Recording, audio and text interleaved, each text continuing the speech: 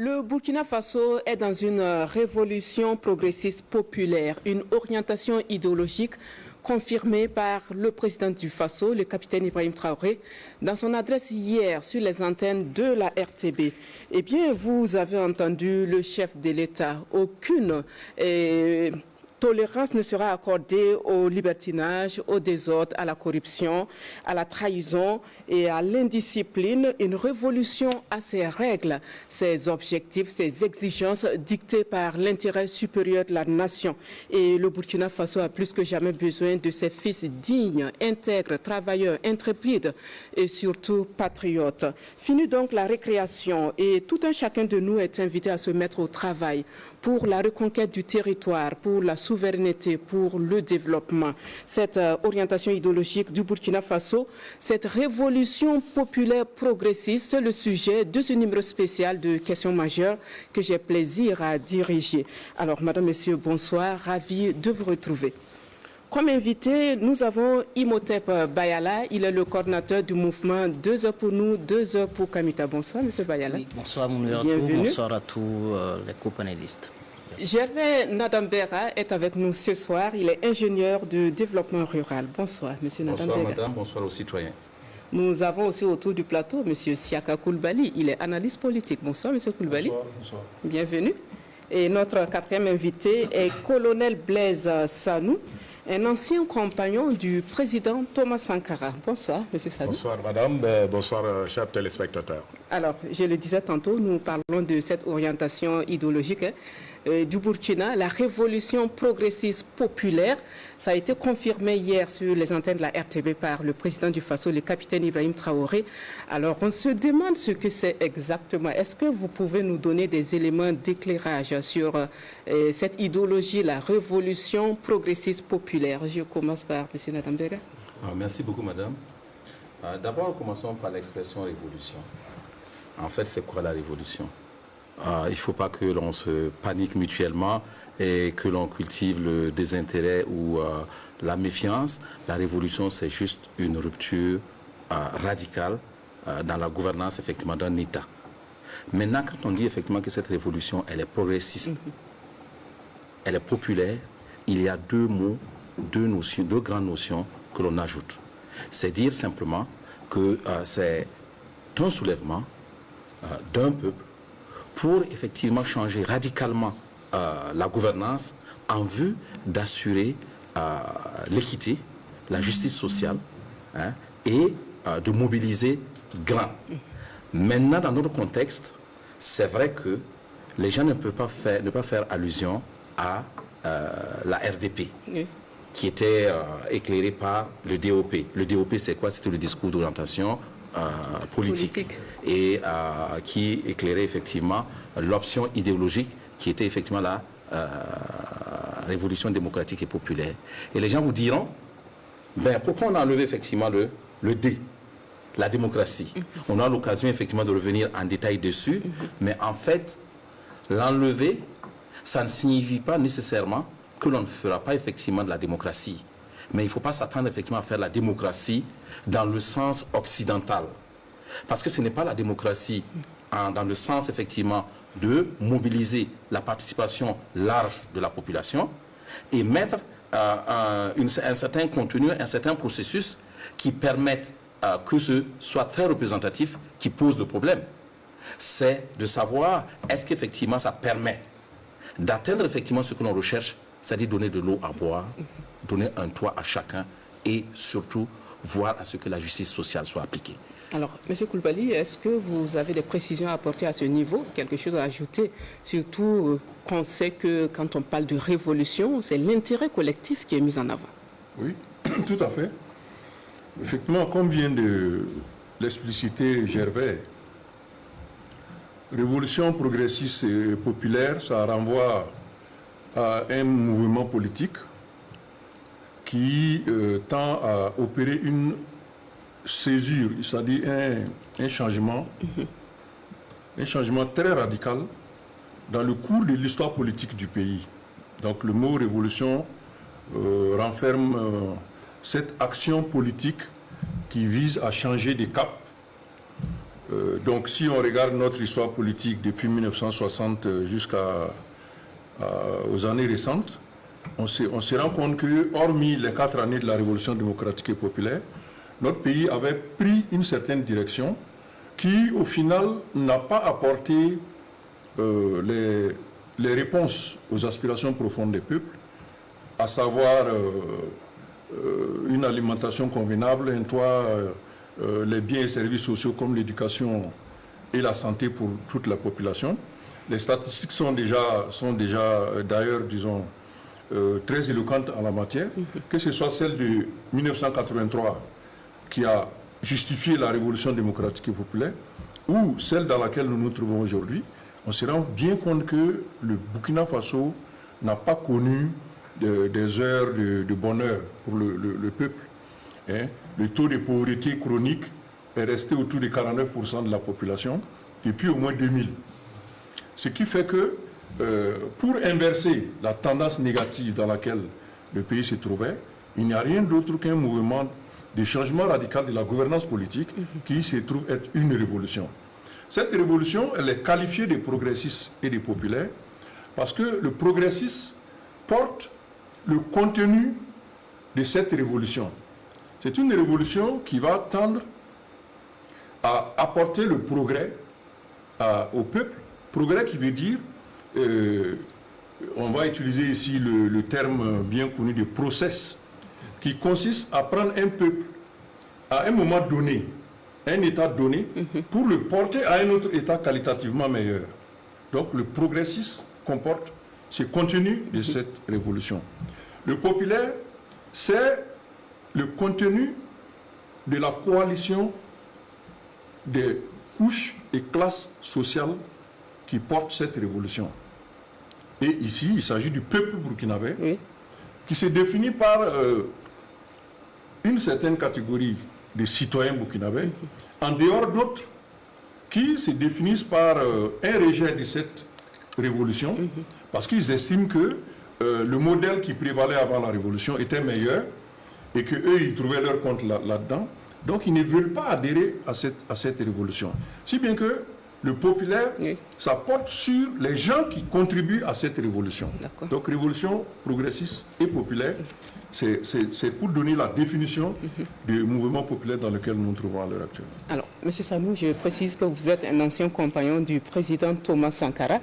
Et quand on parle de la révolution de Thomas Sankara, justement, on parle de la révolution populaire, démocratique et populaire. Aujourd'hui, on parle de révolution progressiste et populaire, c'est ça? Oui, c'est Alors, ça. comment vous appréciez cette nuance et justement, comment vous appréciez que les autorités burkinabées aujourd'hui s'orientent vers ce modèle de gouvernance? Je vous remercie, madame. Je pense que la nuance a sa raison d'être.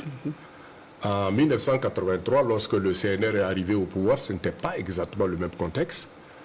Nous étions dans une situation, on avait affaire à un pays qui était agricole complètement aéré. Il n'y avait pas également de forces au niveau, par exemple, des ouvriers qui pouvaient constituer le moteur de la révolution. Il y avait encore d'autres aspects, les lourdeurs au niveau de nos campagnes et qui pesaient lourdement sur les masses populaires. Donc ça faisait que l'objectif que nous avons poursuivi en 1983, c'était vraiment revenir aux fondamentaux même de la démocratie. Oui. Parce que quand on parle de démocratie, on parle le pouvoir du peuple. Et je pense que l'aspect démocratique au niveau de la RDP, c'était justement de garantir ce pouvoir-là au peuple. Et l'aspect populaire, bien sûr, venait du fait que c'était les masses populaires elles-mêmes qui étaient partie prenante dans la conduite de ce processus. Et tout ce qui était mené, c'était dans l'intérêt du peuple. Alors aujourd'hui, le dé a disparu pour faire place au progrès. Je pense que mon petit frère Chaka l'a bien explicité. Mais moi, je pense également que c'est une manière aussi pour le chef de l'État de mettre un peu le point sur les i. Parce que nous étions en train d'aller dans une dérive où chacun fait ce qu'il veut, toujours en disant le terme démocratie, démocratie, démocratie. Un désordre. Un désordre. Mais aujourd'hui, la démocratie, telle que nous la souhaitons, ce n'est pas la démocratie à la chose, à l'européenne, à l'occidentale. Nous voulons une démocratie vraiment où le peuple, les masses populaires puissent profiter des retombées du développement économique, du progrès social dans notre pays. C'est ce qui est très important pour nous et je pense que le chef de l'État, en proclamant la révolution progressiste et populaire, c'est une orientation aussi qu'il donne à la population pour que nous sachions dorénavant comment notre pays va fonctionner. C'est-à-dire qu'il y a certains libertinages qui ne passeront plus, que ce soit sur le plan du modèle politique ou culturel ou également le type de société que nous voulons bâtir. Okay. Et je pense qu'il était très important que cette déclaration soit faite et qu'on sache qu'il y a dorénavant une direction que nous allons suivre. Okay. Imhotep Bayala, comment vous avez justement accueilli cette déclaration, le Burkina qui marche sous le modèle de la révolution progressiste populaire?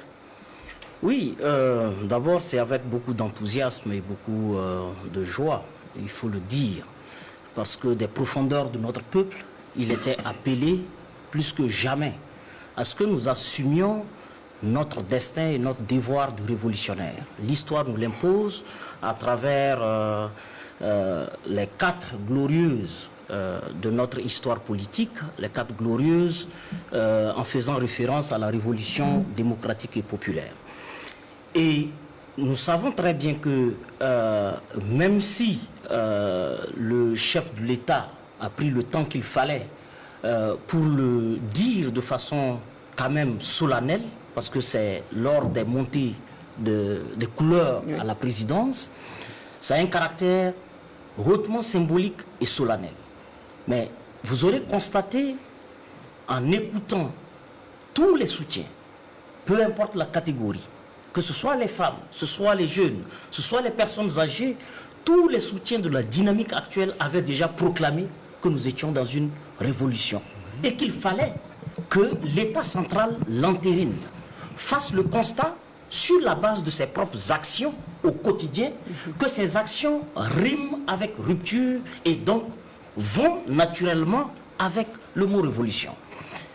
Je dirais que notre patience n'a pas beaucoup duré en route. Fort heureusement, le leader qui nous laissait souvent entendre, parce qu'à plusieurs reprises, lors de rencontres avec le personnel de la présidence, je pense la toute première rencontre, il disait quelque chose de nature à ce que le personnel de la présidence imprime l'exemplarité parce qu'il est temps que la révolution, ça marche. C'est une expression qui ne m'est pas passée inaperçue en tant qu'adepte de cette révolution que nous autres, nous n'avons pas eu la chance et que nous avons vécu le grand malheur de la tragédie démocratique néolibérale sous les férules du CDP. Et ces discours oraux et souvent écrits, et vous vous souvenez, pour la 2e édition des journées d'engagement patriotique, dans son discours, il est ressorti formellement, à plusieurs reprises, des terminologies ramenant au dispositif politique de révolution. Il s'agit des expressions camarades pour désigner le peuple, pour désigner ses collaborateurs, mais aussi pour désigner les camarades combattants des forces armées nationales. Ce n'est pas anodin. Pour moi, on était en train de nous amener progressivement à constater que nous allions arriver à cette annonce qui est arrivée avant-hier. Et nous faisions hier. Et nous faisions l'analyse lors de ce même plateau de questions majeures passées, où nous disions que la présence du mot révolution, qui ne peut pas s'accommoder de l'indiscipline, du désordre, ressorti sur les traces écrites, était un pesant d'or. Ce n'est pas gratuit. Le chef précisait davantage ces marques, qui sont des marques profondément révolutionnaires et résolument révolutionnaires. Donc je pense que c'est sans grande surprise, mais c'est avec grand bonheur qu'enfin la déclaration officielle arrive pour mettre tout le monde au pas. Et je ne pense pas que la révolution, la RPP, est le contraire de la RDP.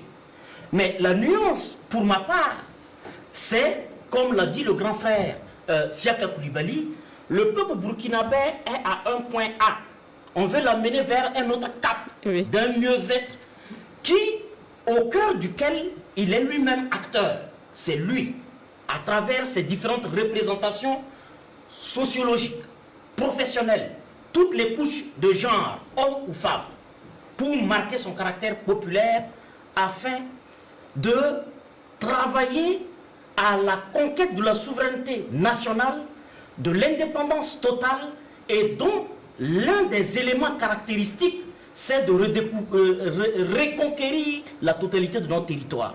Et je pense que c'est quelque chose qui vient clarifier les concepts pour tout le monde et de nous aider enfin à pouvoir marcher de façon alignée. D'accord. Et pour nos téléspectateurs, est-ce que vous pouvez nous donner des exemples de révolution progressiste à travers le monde? Je sais que dans son adresse, le président du Faso disait hier qu'aucun pays ne s'est développé sous la démocratie. Ok. Je vais vous citer deux, mais avant, je vais reprendre effectivement, pour apporter une précision, c'est quoi l'idéologie? Parce qu'on a clarifié aujourd'hui l'idéologie. Dimanche dernier, quand nous étions là, je disais qu'en fait, il faut que le chef de l'État obtienne, le président du Faso obtienne, qu'il y ait une définition claire, une orientation précise de notre révolution. Si c'est de la RDP qu'il s'agit, qu'on réadapte, on ajuste effectivement le contenu en rapport avec l'évolution. Aujourd'hui, on peut dire effectivement qu'il a donné la bonne réponse. Maintenant, il faut que nous ayons le courage de définir dans son contenu c'est quoi effectivement le peuple. Parce que on peut dire effectivement oui, c'est le peuple, mais le peuple, il faut avoir le courage de le dire, ceux qui sont réactionnaires et ceux qui accompagnent effectivement la révolution.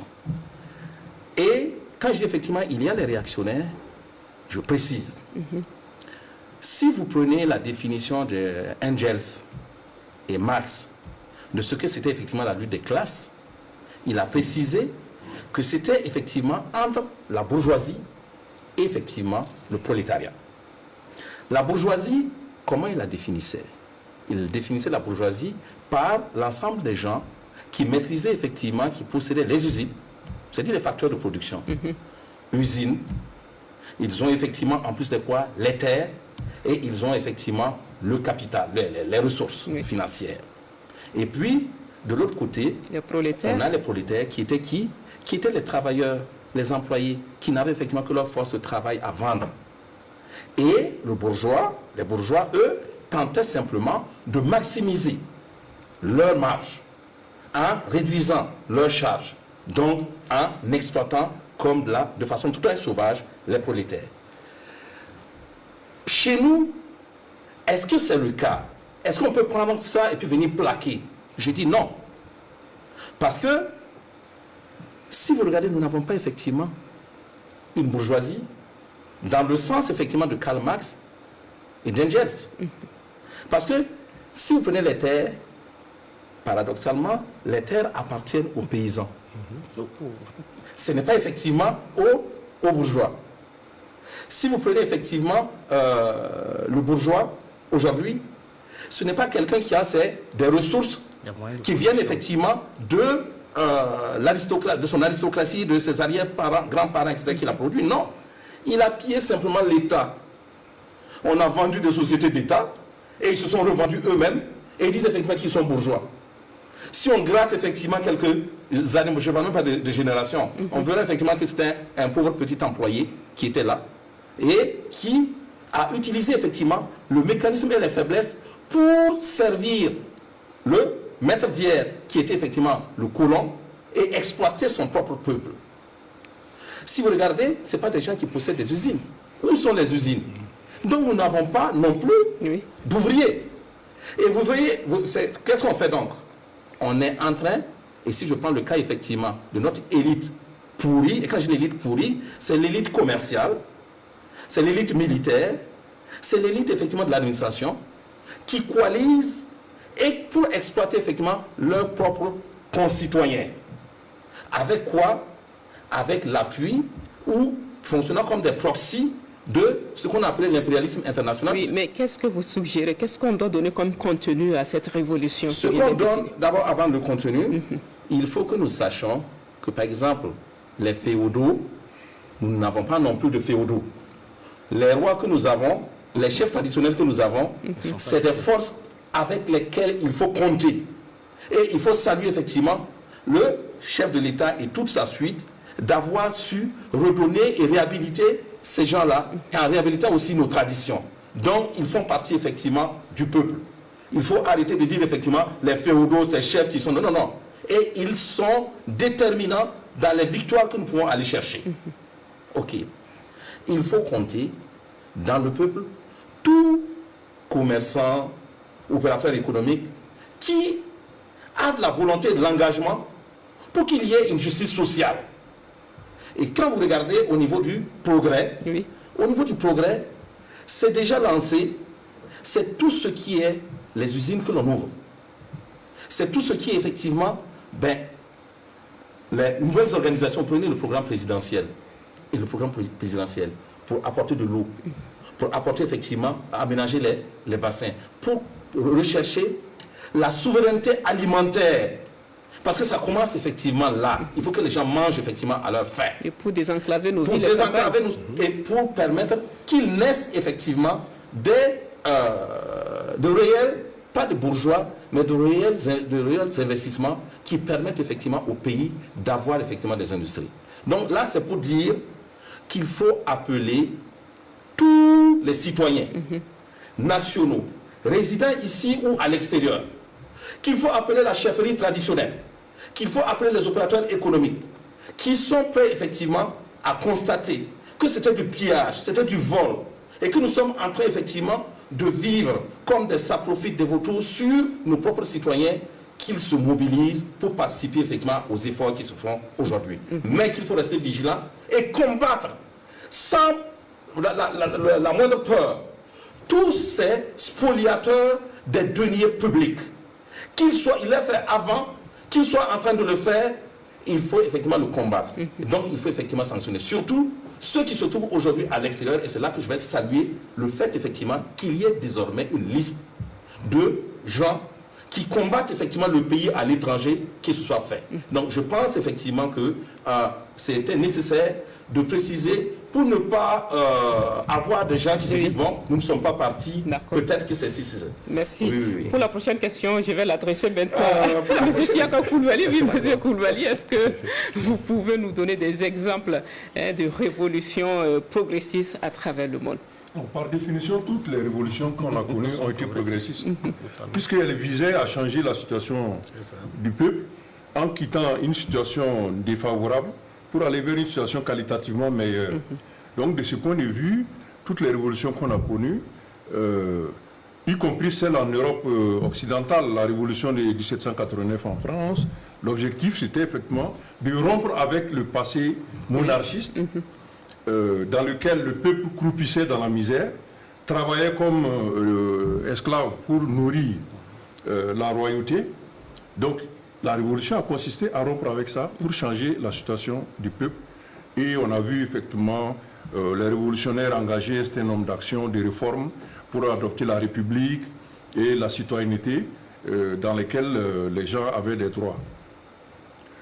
On en vient aux révolutions modernes qui commencent avec la Russie, par exemple, le 17 octobre 1917. Oui.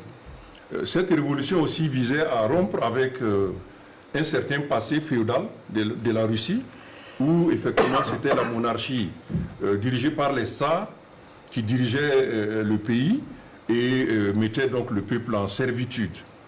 Ensuite, vous avez d'autres révolutions comme la révolution chinoise, qui, elle, aujourd'hui, se présente comme le modèle par excellence, parce que toute l'ambition qui est contenue dans la révolution, le modèle chinois l'a démontré. Oui.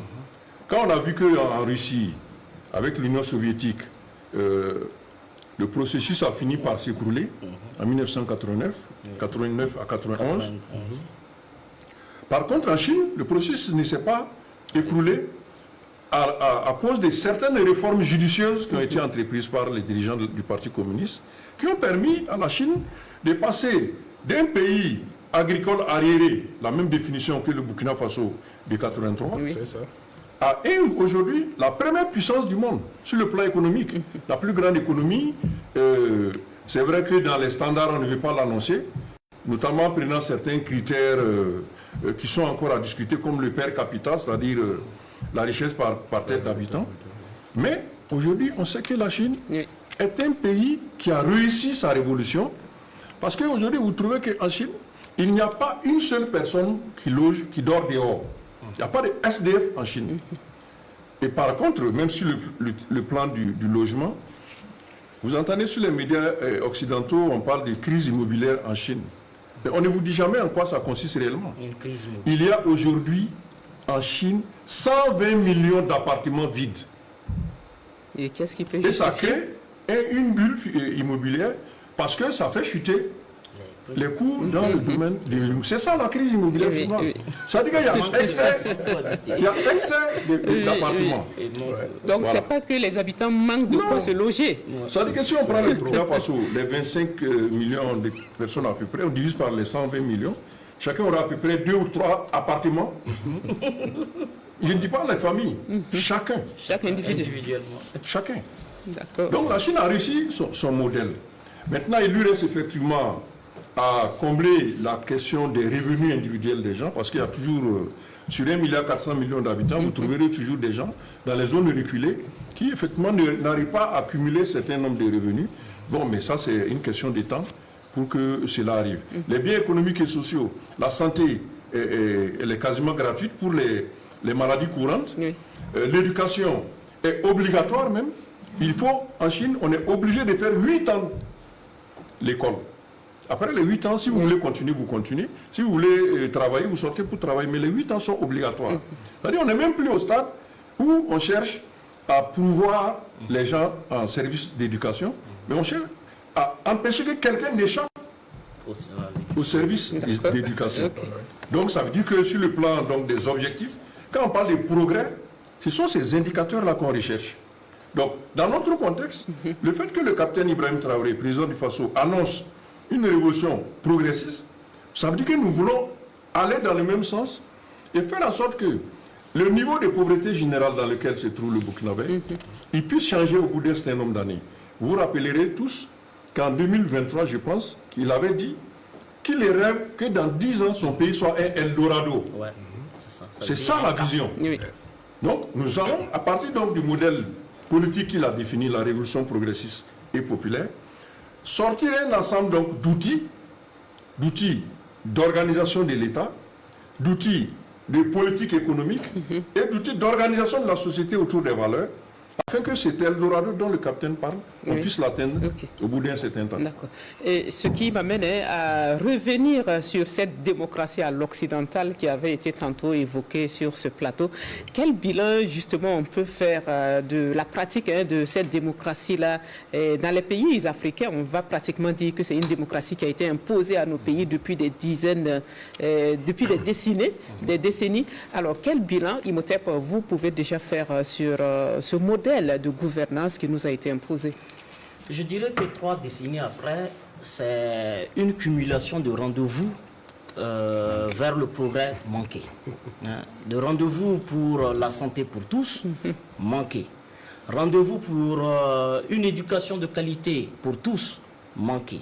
Rendez-vous pour des infrastructures que les premières pluies ne vérifient pas et n'emportent pas avec elles, manqué. Biodégradable. Rendez-vous, oui, biodégradables, des infrastructures, amovibles, emportables au moindre coup de vent.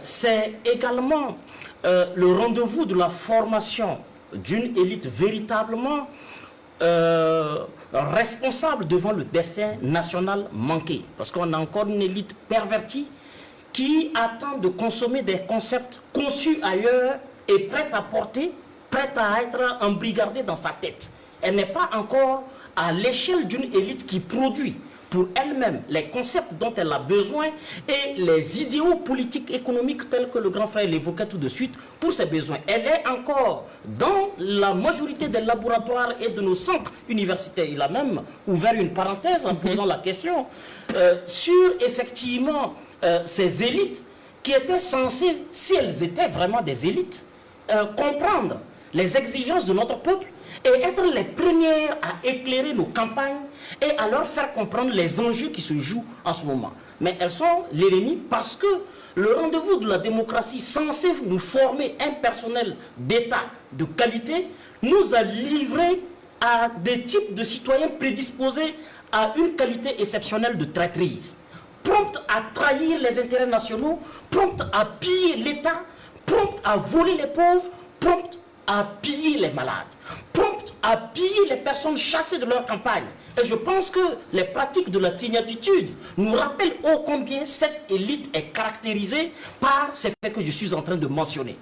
On peut se poser la question, 30 ans après, est-ce que notre système de gouvernance est un système que nous pouvons moralement, assis dans une église ou dans une case à fétiche, regarder sans regretter l'état de délabrement dans lequel la gouvernance se fait, où des milliards sont fêtés, au moment où il y a des dizaines de personnes qui croupissent, de millions, qui croupissent dans l'extrême misère, où vous avez presque une compétition gagnée pour tout le monde, celle de la corruption, celle du matu vu, celle de plus quelqu'un n'enracine son comportement et son émancipation sur des faits réels, sur un travail réel, sur des activités professionnelles et qui respectent les règles d'État réel, mais c'est finalement des citoyens hors sol prêts à être livrés à tous les types de jeux de hasard.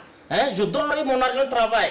Si ce n'est pas les yeux rouges qui vous réveillent, c'est finalement la police qui vous attrape vers Banfora pour vous faire comprendre que vous ne pouvez pas voler et piller le peuple. C'est finalement, et il faut le dire, que le discours de la Baule, qui a fait le choix même de nous imposer la démocratie, est un acte dictatorial d'une exception inqualifiable. Comment pouvons-nous imposer la démocratie à quelqu'un sans violer même le principe démocratique qui doit faire de la personne un acteur du processus qui doit l'emballer? Donc il y a un problème épistémologique et au-delà même qui piétine les règles vitales même de la démocratie. Mais voyez-vous, le discours de la Baule de Mitterrand arrive en quelle année? Les grands frères, les papas avaient déjà expérimenté la RDP. Cela veut dire qu'en termes d'antériorité de l'idée démocratique, non pas comme caution au désordre, caution à l'impunité, la démocratie occidentale libérale qu'on nous présente comme une sorte de cachette où les citoyens les plus imprudents, les plus malhonnêtes se camouflent pour poser les actes les plus dangereux vis-à-vis et contre l'État sont faits. Aujourd'hui, il faut dire qu'il y a une conscience qui montre que sur le plan général, la démocratie libérale a conduit l'Afrique dans une situation de chaos généralisé et fort heureusement, au Sahel et dans les États de l'AES, il y a des hommes qui ont la lucidité et le courage de Thomas Sankara, de Modibo Keïta, de Séni Kounché, qui se dressent et qui disent « Haro ». Il faut halte au désordre, halte à l'impunité. Et je pense que c'est quelque chose qu'il faut analyser sur deux plans. La démocratie libérale est venue avec l'économie libérale. On ne peut pas dissocier les deux. L'économie libérale nous dit que nous n'avons plus de responsabilité directe sur notre essor et notre destin économique. Nos entreprises ne sont pas suffisamment grandes et matures. Nous n'avons pas le sens de la gestion. Il faut remettre ça à des privés. Et à quel privé?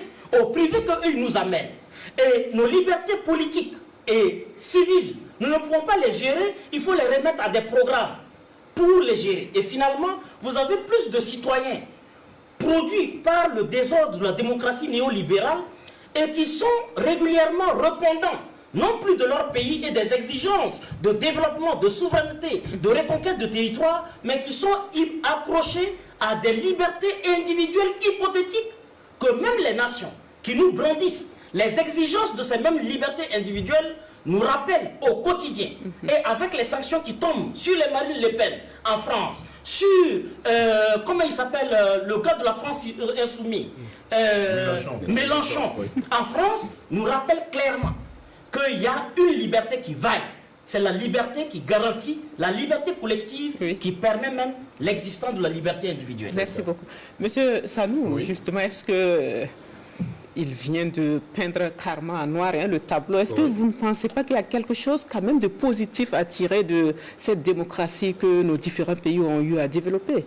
Non, en toute sincérité, je dirais non. Non, tout simplement parce que si l'Occident est venu en Afrique, ce n'était pas pour les beaux yeux de l'Afrique. C'est pour venir exploiter nos ressources. Et en 1960, quand ils nous ont donné le soi-disant indépendance, c'est parce qu'ils n'avaient pas le choix. Ils avaient peur justement qu'il y ait des soulèvements. Quand vous regardez ce que la France a subi dans les années 50, surtout à la fin des années 50 avec la guerre au Vietnam, les problèmes qu'ils avaient aussi en Algérie. Et puis aussi le nom de Sékou Touré. Ils se sont dit tout de suite, ces gens-là, il vaut mieux leur donner l'indépendance, mais en masquant ce que nous allons faire pour qu'on puisse continuer à les exploiter. Alors, ils ont donné l'indépendance, ils ont réussi à trouver en interne des gens qui étaient favorables à leur politique. Mais dans la réalité, il y a juste la mutation, mais la gouvernance n'a pas changé. Alors, quand je dis réellement que ça ne nous a rien apporté. Il n'y a rien de positif à tirer. Il n'y a rien de positif. Je vais vous donner juste un exemple. Vous voyez des pays de l'Asie de l'Est qui étaient au même niveau de développement que les pays africains dans les années 60. Exactement. Mais aujourd'hui, ces gens, leurs paysans, il y a peut-être 10-15% qui sont des paysans, mais qui nourrissent tout le pays et qui exportent. Madame, nous sommes à combien de pourcents dans le secteur agricole? Près de 80%. Mais 60 ans après l'indépendance, nous n'arrivons même pas à la souveraineté alimentaire. Ça, c'est un sérieux problème. Est-ce qu'aujourd'hui, on peut dire qu'il y a eu un développement? Je dis non. Parce qu'on nous a fait croire que la démocratie, c'était d'aller aux élections et tout. Mais toujours, ils sont derrière. Je pense que chacun sait ce qui se passe dans les élections en Afrique. Ils sont toujours derrière pour placer les personnes qu'ils veulent pour pouvoir continuer à les exploiter. Mais je vous dis une chose, ce que je déplore le plus, c'est que nous-mêmes, l'élite, nous avons permis ça. Nous avons permis ça, et comme il a si bien dit, en voulant faire ce qu'il veut, on a créé toutes sortes de maux pour notre pays, la corruption, la mauvaise santé pour les populations. Vraiment, de mon point de vue, je ne dirais pas réellement qu'il y a eu un apport positif. Regardez en 4 ans de la RDP. Je vais vous dire, moi j'étais assez grand, c'est là où le développement du Burkina, l'épulsion du développement du Burkina est réellement venue. Tout est parti de là. Bon, malheureusement, les gens ont été, je ne dirais pas plus forts, mais ils ont utilisé tous les stratagèmes, et je pense qu'on en parlera par la suite, pour essayer de déstabiliser cette révolution, parce qu'ils savaient que c'est une révolution qui avait de l'avenir. Et ceux qui étaient les animateurs, beaucoup avaient la conviction qu'on pouvait y arriver. Et souvent, je dis aux gens que si le capitaine Thomas Sankara était là aujourd'hui, là où nous sommes là, nous aurions été peut-être 10 fois plus loin. Dieu merci, il y a quelqu'un qui est là aujourd'hui, le chef de l'État est là, il est dans cette même lancée.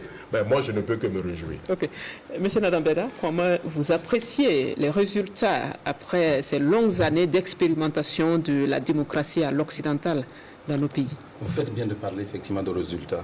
Parce que souvent, quand on parle de démocratie et que l'on se met effectivement à faire un bilan ou une évaluation, on évalue un processus, on évalue effectivement des descriptions. C'est le mouvement du peuple pour le peuple, hein, c'est les initiatives, c'est les élections régulières, c'est les élections pacifiques. Mais en fait, c'est fait pour quoi la démocratie? C'est pour donner de l'eau à boire aux populations. C'est pour leur donner effectivement des abris. C'est pour qu'ils puissent se soigner. Et c'est là qu'il faut voir, est-ce qu'effectivement la démocratie nous a donné ça? Et on prend point par point. Prenez par exemple les libertés, ce qu'ils appellent effectivement les libertés et les droits de l'homme. Mais si vous prenez la liberté, est-ce qu'un ventre queue est libre? Non. Celui qui a faim, il ne peut pas être libre. Alors que, est-ce que nous avons pu, si on met une parenthèse dans la période effectivement révolutionnaire de la RDP, est-ce que nous pouvons dire effectivement que nous avons réussi à nourrir effectivement notre population? Non. Ils disent encore quoi? Qu'il y a la liberté d'organisation en parti politique pour effectivement le multipartisme. Ben, pour faire effectivement des compétitions d'idées. Prenez l'ensemble, je prends juste 2 exemples. Il y a eu des élections auxquelles beaucoup de candidats ont participé, dont le président Zéphirin, dont effectivement le président Kaboré. Mais au lendemain, c'était des programmes compétitifs et opposés. Ils se sont même littéralement injuriés comme sur les qualités de ces programmes. Mais dès le lendemain, ils se sont tous retrouvés pour gérer. Et je n'ai jamais entendu qu'il y a eu effectivement un débat pour l'intégration des programmes. Ça veut dire quoi? Que c'était simplement pour dépecer le pays et ce n'était pas effectivement pour proposer un plan de développement. Vous prenez effectivement nos constitutions et on se met derrière, on dit effectivement il faut définir notre constitution et c'est par rapport à ça, chacun effectivement fourbit ses armes. Non. Est-ce que nos constitutions ont été définies d'abord sur des valeurs? Parce que on parle d'abord de valeurs que l'on veut effectivement pour notre pays avant de définir effectivement notre constitution. Pour la première fois quand ça a été fait sous l'égide effectivement du brave Alidou Ouedraogo, ça n'a jamais été. On pouvait le faire passer effectivement par l'Assemblée nationale, ça n'a pas été fait. Ça va être fait jusqu'à ce qu'effectivement il y ait l'avant-dernier coup d'État. Donc là également, ça veut dire que c'est du jeu. Et regardez effectivement nos sociétés d'État. Chaque fois qu'une société d'État se montre effectivement porteuse, c'est elle que l'on vend. Et si vous regardez effectivement qui achète, c'est les mêmes qui achètent et qui se mettent en relation avec l'international pour pouvoir avoir des actions. Mais c'est trop vilain. C'est dire effectivement, comme le colonel l'a dit, on ne peut pas dire que la démocratie, l'occidentale là, nous a apporté quelque chose. Mais ce serait naïf de penser que ça pouvait même nous apporter quelque chose. Pourquoi je dis ça? Mais regardez eux-mêmes. Regardez seulement ce qui s'est passé en Roumanie. Oui. Regardez effectivement ce qui s'est passé en France avec Le Pen. Marie Le Pen. Mais vous voyez que chaque fois, c'est lorsqu'effectivement on veut, et on prend le pouvoir en place, pense effectivement que ça fait son affaire, qu'on dit on est d'accord, c'est la démocratie. Sinon alors, on passe effectivement par des jeux, on utilise le système judiciaire pour écarter. Est-ce que c'est différent de ce qui se passe effectivement ici en Afrique? Non. Et il a si bien dit. Il a parlé effectivement du programme du Thomas Sankara pendant les 4 ans qui a impulsé effectivement le développement. Mais regardez en 2 ans. Regardez en 2 ans la révolution qui n'avait même pas encore été précisée au plan idéologique. C'est ça. Oui. On a parlé seulement de rupture pour des valeurs. D'où vient tout l'argent aujourd'hui pour acheter les armes? Contribution volontaire et bonne gestion du peu de ressources que nous avons. C'est ça. Le président du Faso s'assoit et il est en train effectivement de gérer, d'ajuster, de contrôler, d'arbitrer des budgets sectoriels. Oui. Vous avez déjà entendu parler de ça sous les différents gouvernements précédents? Non. Ça veut dire effectivement que la question d'abord du développement, ce n'est pas une question de procédure occidentale, c'est une question d'amour pour son peuple, c'est une question d'accepter le sacrifice, c'est une question d'être solidaire avec son peuple. Et c'est là que nous voyons effectivement que ça commence à venir, à réhabiliter effectivement les valeurs de 1983 à 87. Donc la démocratie à l'occidental nous a rien apporté. Nous avons vu que ce qui nous apporte quelque chose, c'est l'amour du pays, c'est l'engagement, c'est l'esprit effectivement de sacrifice, et c'est en train de se... Et l'appel aujourd'hui, la clarification, moi j'appelle ça l'approfondissement de la révolution. Merci. Monsieur Siaka Koulibaly, je vous pose la même question. Quelle est votre lecture des résultats, si résultats il y a eu, de l'expérimentation par les pays africains de la démocratie? Non, je pense que cette question a largement été couverte par contre, ce qu'il faut, à mon avis, préciser, c'est d'expliquer que quand le président du Faso, dit que la démocratie n'a pas apporté le développement à un pays, Oui. il faudrait bien comprendre qu'il fait la distinction entre la démocratie libérale et la démocratie populaire. Exactement. Dans notre contexte, comme en 83-87, on aura à aboutir à un modèle qui va dans le sens de la démocratie populaire. Ça dit, comme l'a dit le grand frère Sanou, Oui. la bonne implication des couches et classes populaires dans la gestion politique du pays. Et ça, il va falloir d'abord faire un référentiel qui définisse le cadre politique, le cadre institutionnel. Oui.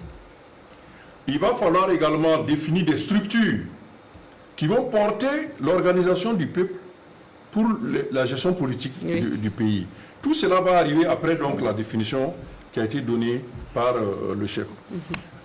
Ensuite, il faut comprendre que pour nous, dans le mot populaire, il y a le concept démocratique là-bas. Bien sûr.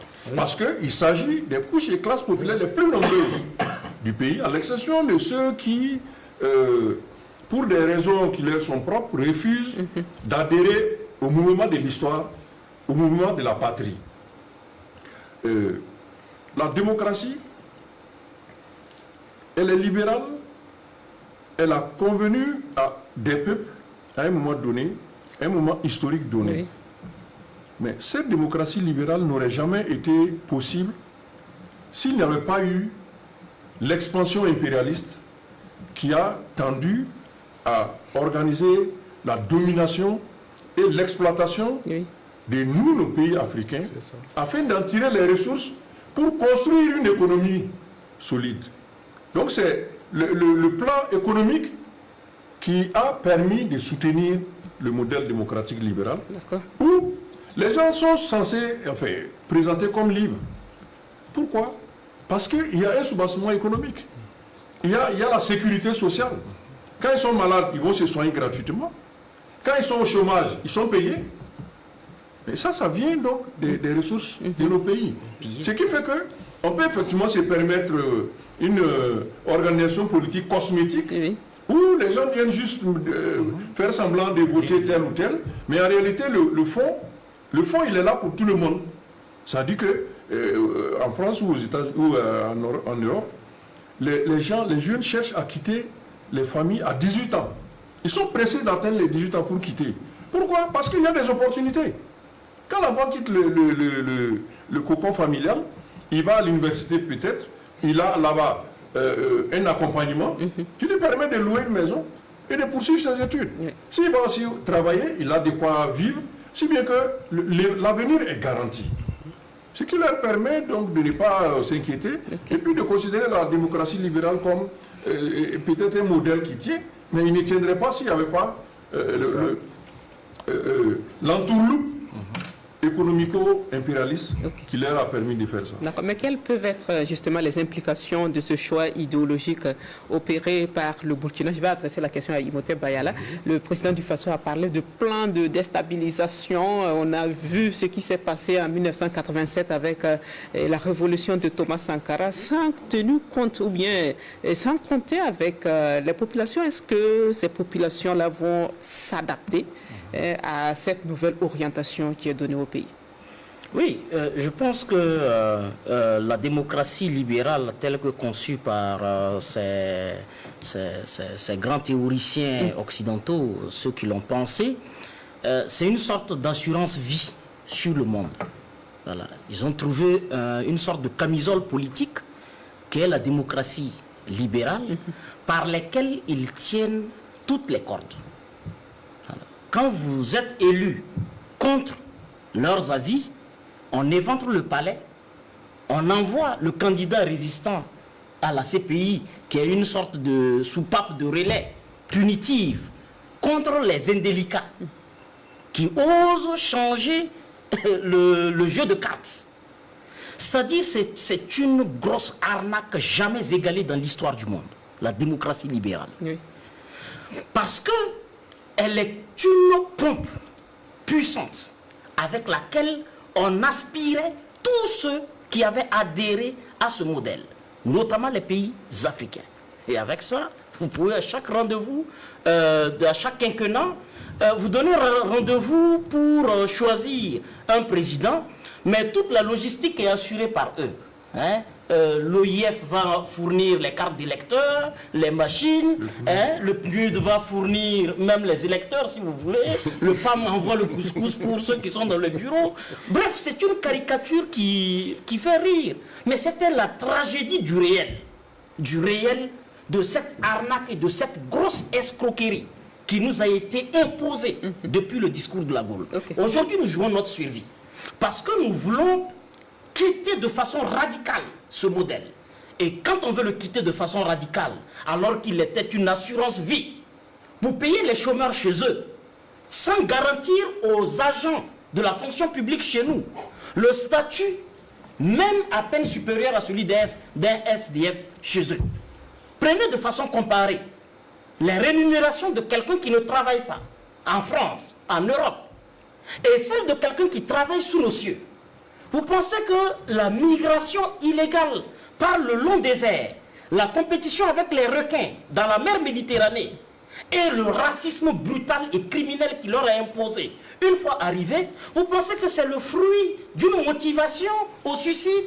Non, c'est la précarité créée chez nous avec le souci de déverser l'ensemble de ces ressources chez eux. Et je disais, pour les gens qui organisent les trucs contre l'immigration, je dis que l'immigration prendra fin le jour où les matières premières cesseront de migrer vers les pays occidentaux. Tant qu'il y a immigration, légale ou illégale de nos ressources, alors les propriétaires doivent également suivre le chemin. Et je l'assume. Okay. Et donc c'est dire que nous sommes en train de changer la donne en disant que désormais nous voulons, par le processus d'une révolution progressiste populaire, rejeter de manière abrupte et définitive le chantage occidental, et cela coûte cher. Et c'est pourquoi toutes les couches qui croient en la dynamique doivent se tenir prêtes. Elles doivent être sur le qui-vive, pas pour paniquer, mais pour être suffisamment averties de la perfidie de l'ennemi qui répondra par ses médias, qui répondra par ses agents de renseignement, qui répondra par les hiboux au regard gluant, les tortues au quadruple carapace, qui sont tapis dans nos administrations, à des échelles, civiles comme militaires, femmes comme hommes. Certains ont déjà été transportés chez le maître. De Paris, ils crient à la rébellion ethnique. Ce sont des signaux pour dire que chacun de nous doit être le gardien, l'ange gardien de ce dispositif, peu importe son statut dans la société. Okay, merci beaucoup. Je précise que nous sommes à moins de 5 minutes de la fin de l'émission. Donc, bon. Alors, colonel, oui. Comment est-ce que le Burkina doit faire face à tout ce qu'il peut arriver comme tentative de déstabilisation, surtout quand on sait que cette nouvelle orientation du pays dérange? Oui, je suis parfaitement d'accord avec vous que c'est une orientation qui dérange beaucoup. C'est un peu comme ce qui s'est passé sous la Révolution démocratique et populaire. Je crois que le petit frère Chaka l'a si bien dit, il faut une organisation sur le terrain. Il faut impliquer tout le monde. Et si vous impliquez tout le monde et qu'on redouble de vigilance, il n'y a pas de raison qu'on n'arrive pas à résister. Et c'est souvent ce que je dis, il y a un des aspects, Sankara il est mort, c'est vrai, mais Sankara au moins ça a eu le mérite d'éveiller les consciences des Burkinabés. Et ça aujourd'hui, tout ce que nous vivons, c'est un capital. J'aime bien le dire que si nous avions eu cette jeunesse-là, consciente qu'il y a aujourd'hui, ce n'est pas certain que le 15 octobre aurait eu lieu. Bien que, bon, Thomas lui-même ne voulait pas qu'on réagisse, mais déjà, même s'il l'avait tué, ce n'est pas certain que la rue allait le laisser, comme on a vu certains exemples en 2014-2015. Voilà, donc c'est ce que l'appel que moi je peux lancer aujourd'hui à tout le peuple burkinabé, c'est de se mettre réellement en garde et de se préparer à faire face à toute tentative de déstabilisation parce qu'ils vont essayer. Sankara lui disait, l'impérialisme est un mauvais élève, donc il faut qu'on en tienne compte. Ils utiliseront tous les moyens qui sont à leur chose, bien sûr en utilisant même nos propres frères ici, pour nous déstabiliser. On l'a vu en 87. Donc c'est quelque chose auquel il faut s'attendre, mais il faut se préparer. Et je pense, comme l'a dit Siaka, l'organisation, il faut accélérer l'organisation sur le terrain, la sensibilisation sur le terrain pour pouvoir faire face à toute menace. Parce que comme il a dit, la révolution progressiste et populaire, ça ne s'adresse pas, ça s'adresse aux individus, mais ça s'adresse aussi collectivement. Oui. Si aujourd'hui, collectivement, tout le monde est engagé là-dedans, si quelqu'un voit qu'un individu veut faire quelque chose qui va à l'encontre de la révolution, il va le dénoncer. Et ça, ce sera notre chance. Il y a des implications positives qui peuvent permettre d'endiguer les risques. Ces implications positives, c'est quoi? En clarifiant ce que c'est aujourd'hui notre révolution, ça va permettre de mobiliser plus large. Ça va permettre au secteur économique de savoir, aux acteurs du secteur économique, de savoir à quoi s'attendre et dans quoi investir et comment investir. Et ça va les encourager beaucoup plus que de les dissuader.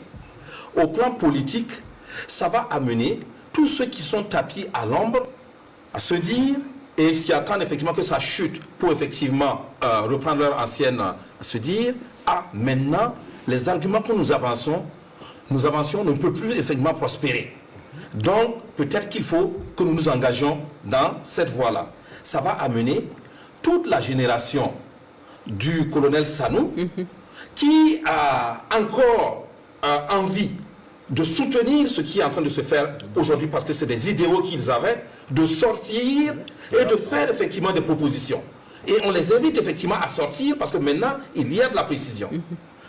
Mais il y a des défis qui vont demeurer et par rapport auxquels il faut faire attention. Les défis, c'est lequel? C'est que les ennemis intérieurs et extérieurs réalisent qu'on est en train d'aller dans une direction où la mobilisation va être grande. Et où c'est maintenant qu'il faut qu'ils fassent tout pour que ça tombe, sinon dans 1 an, 2 ans, ça va être difficile. Donc ils vont mobiliser toutes leurs ressources et il y a qu'ils vont sceller le pacte avec ceux qui sont à l'intérieur et qui ne se définissent plus dedans. Parce qu'ils savent qu'ils ne peuvent plus se cacher. Alors, il faut être strict. Il ne faut pas continuer de dire ça ne sera plus comme avant. Maintenant, là, il n'y a plus effectivement de pardon. Le tigre n'écrit pas sa tigritude. Il bondit sur sa proie. Il bondit sur sa proie. C'est-à-dire qu'ici, là, il ne faut pas tolérer aujourd'hui les moindres écarts. Ne parlons pas effectivement de dérive. Et ça, c'est sans pitié. Sankara a fait cette erreur. Il était très idéaliste. Il a dit effectivement, il ne va pas faire du mal à quelqu'un. Ben, c'est vrai. Ça a continué à éveiller. Mais ça nous a amené beaucoup d'années en arrière. Au moins, effectivement, 20-30 ans. Oui.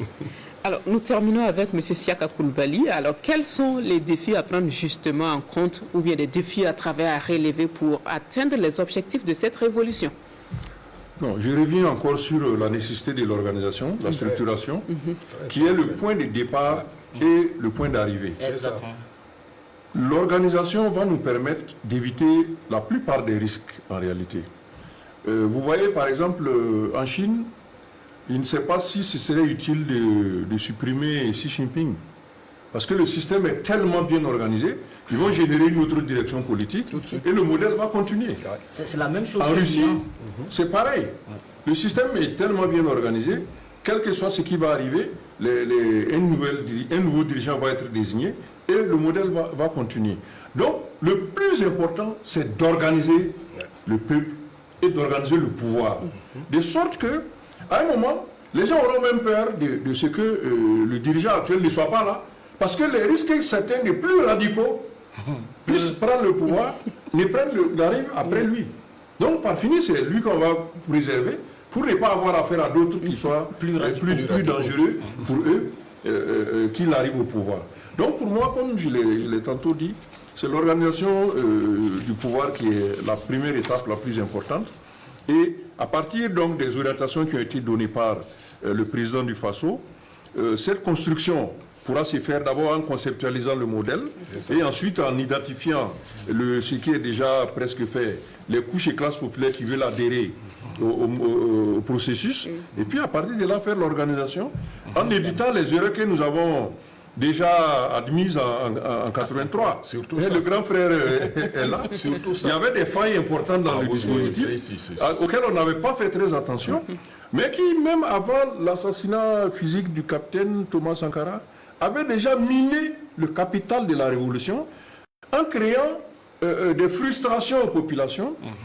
Et par exemple, dans les bureaux CDR, on n'avait pas fait attention au fait que les responsables de la sécurité étaient parfois des gens qui avaient des casséroles avec la justice. Donc, ils ont profité de cette position pour faire des exactions à ceux qui les avaient souvent dénoncés, qui les avaient souvent envoyés en prison. Et comme ça, à la base, ils ont créé des frustrations importantes, de sorte que quand le capitaine a été assassiné, il n'y a pas eu de réaction. Les tentatives qui ont été essayées par-ci, par-là, n'ont pas pu aboutir, parce que les gens étaient déjà excédés par les agissements de ces faux révolutionnaires. Donc, ce sont des points sur lesquels il va falloir faire très attention, sélectionner soigneusement, en partant du discours mémorable du capitaine Thomas Sankara du 26 mars 1982, quand il était Premier ministre du CSP, où il a dit, le discours était intitulé « Qui sont les ennemis du peuple ?» Donc à partir de cette définition-là, on peut recréer encore de nouveaux modèles d'organisation politique et puis trouver les solutions aux défis que nous avons aujourd'hui. Merci beaucoup, M. Siaka Koulibaly. Vous êtes analyste politique.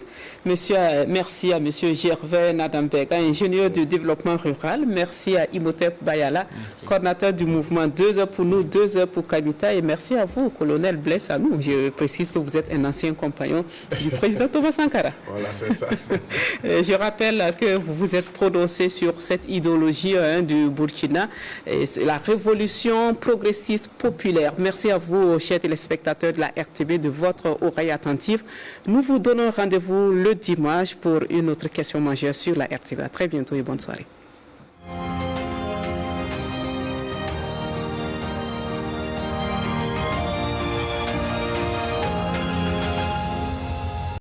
Il vous est certainement déjà arrivé de souhaiter, en cas de maladie, pouvoir effectuer votre consultation en ligne, avoir votre médecin au bout du fil et trouver rapidement un remède à votre mal.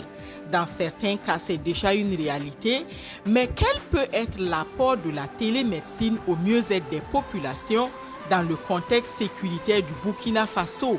Votre émission Santé Mag en a fait son sujet cette semaine. Qu'est-ce que la télémédecine? Où en est-on dans sa pratique? Pour avoir des réponses à ces questions et à bien d'autres, ne ratez pas Santé Mag de ce jeudi. Vous pouvez participer à l'émission en posant vos questions via WhatsApp au 53 70 54 80 au plus tard